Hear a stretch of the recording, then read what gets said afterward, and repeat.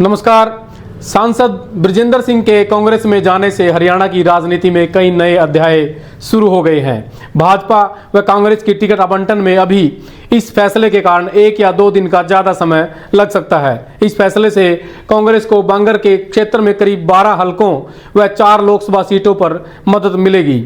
हम बात कर रहे हैं चौधरी बीरेंद्र सिंह के बेटे बृजेंद्र सिंह के कांग्रेस में चले जाने के बाद बने हरियाणा के समीकरणों पर। बृजेंद्र सिंह के भाजपा छोड़ने से हरियाणा में यदि किसी को सर्वाधिक लाभ हुआ है तो और किसी के लिए जश्न मनाने लायक बात है तो वह दुष्यंत चौटाला के लिए है और जजपा के लिए है। भाजपा में रहते हुए बीरेंद्र सिंह ने खुला ऐलान कर दिया था कि जजपा से यदि भाजपा गठबंधन नहीं तोड़ती है तो वे भाजपा को अलविदा कह देंगे।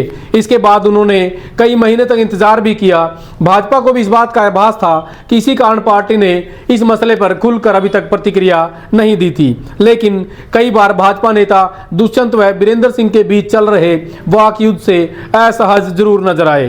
लोकसभा चुनाव में अभी कयास लगाए जा रहे थे कि भाजपा जजपा को कोई सीट नहीं देने जा रही है, जिससे जजपा नेताओं व कार्यकर्ताओं के गले सूखे हुए थे। जजपा नेताओं को जवाब दिए नहीं बन रहा था, लेकिन अब जब सांसद बृजेंद्र सिंह ने भाजपा छोड़ दी है तो जजपा को एक या 2 सीटें देने पर भारतीय जनता पार्टी को फिर से विचार करना पड़ रहा है, जिससे जजपा नेताओं व कार्यकर्ताओं ने राहत की सांस ली है। आपको बता दें, भाजपा जजपा को 1 सीट देने पर विचार कर रही है। हालांकि बताया यह भी जा रहा है कि सोमवार को ही दुष्यंत चौटाला ने 1 की बजाय 2 सीटें हिसार व सिरसा की मांग रख दी है। उधर भाजपा की दृष्टि से देखा जाए तो यह भाजपा के लिए एक बड़ा झटका है कि पार्टी के मौजूदा सांसद पार्टी को ऐन चुनाव से पहले छोड़ गए। उनके पिता बीरेंद्र सिंह भी भाजपा को अलविदा कहकर कांग्रेस में जाएंगे। आपको बता दें कि भाजपा डैमेज कंट्रोल के लिए जल्द ही एक बड़ी ज्वाइनिंग हरियाणा में करवा सकती है।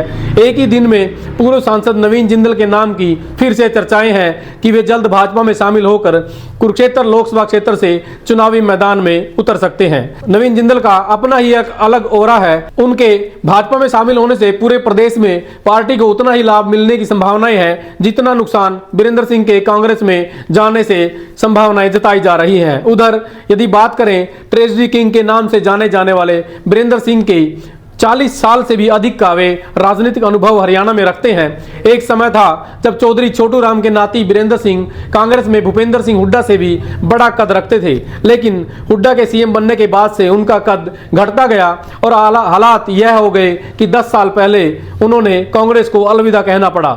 10 साल पहले उन्होंने भाजपा का दामन थामा था। भाजपा ने भी उन्हें अच्छी तरह से गले लगाया और पूरा मान सम्मान दिया। हरियाणा के परिवार की राजनीति के खिलाफ भाजपा की जो नीति है, उसके बावजूद बीरेंद्र सिंह को केंद्रीय मंत्री, उनकी पत्नी प्रेमलता को विधायक और उनके बेटे बृजेंद्र सिंह को सांसद तक बनवाया। यह बात अलग है कि इसके बावजूद बीरेंद्र सिंह भाजपा को अलविदा कहने जा रहे हैं। बेशक किसानों के मुद्दे, महिला पहलवान और अग्निवीर जैसी योजनाओं के विरोध को उनके कांग्रेस में जाने का आधार बताया जा रहा है, लेकिन सवाल उठ रहे हैं कि यह फैसला उन्होंने अभय चौटाला की तर्ज पर उसी समय क्यों नहीं लिया। असल बात तो यह है कि बीरेंद्र सिंह को आभास हो गया था कि उनके बेटे का टिकट कट सकता है और उचाना में भी दुष्यंत चौटाला के साथ राजनीतिक लड़ाई में उनके परिवार का रास्ता वे साफ नजर नहीं मान रहे थे। अब कांग्रेस की ओर से बृजेंद्र सिंह सांसद का तो बीरेंद्र सिंह स्वयं उचाना हलका से चुनाव लड़ सकते हैं। देखना होगा अब कांग्रेस की तरफ से बृजेंद्र सिंह लोकसभा का तो बीरेंद्र सिंह विधानसभा का चुनाव उचाना से लड़ सकते हैं। देखना होगा कि बीरेंद्र सिंह के भाजपा छोड़ने व कांग्रेस ज्वाइन करने से किस किस नेता के समीकरण ठीक बैठते हैं और किसके समीकरण बिगड़ते हैं। इस मामले में आपकी क्या राय है, कमेंट कर हमें जरूर बताएं।